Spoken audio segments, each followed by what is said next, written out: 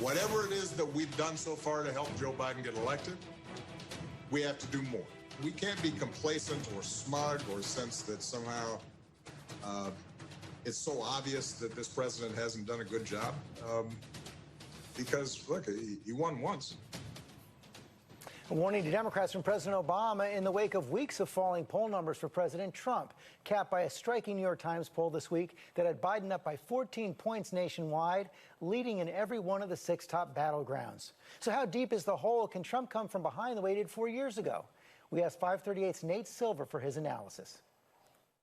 Nothing makes me happier than talking about uncertainty. And to be clear, we're still a long way from the election and either candidate can win. But I have to level with you, Trump is starting to get deeper into underdog territory. There are really 3 things that make his path harder than it was 4 years ago. First, Trump's numbers are on a downward slide in several key swing states. In the 538 averages, he's now down 11 points in Michigan, 10 in Wisconsin, 8 in Pennsylvania, and 7 in Florida. Second, there are far fewer undecided voters today than in 2016. In fact, Joe Biden is already above 50% in national polls. It's pretty rare for that to happen so early. The last candidate to do it was Ronald Reagan in 1984. And in some recent swing state polls, more than half of voters already say they would not even consider voting to re-elect Trump. Third, there's what we call the fundamentals. In 2016, Hillary Clinton was trying to win a 3rd straight term for Democrats amid a mediocre economy.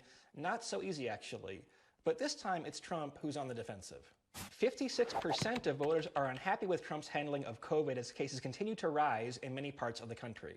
Voters also haven't liked his reaction to nationwide protests. 63% now disapprove his handling of race relations. And we've seen some of the worst economic data since the Great Depression. So what does Trump have going for him? Well, there's still a fair bit of time between now and November, and there can and probably will be new unpredictable news stories, some of which might benefit Trump. But I buy that he should be rather worried. This is a deeper hole than he faced at any point in 2016. Thanks, Nate, for that.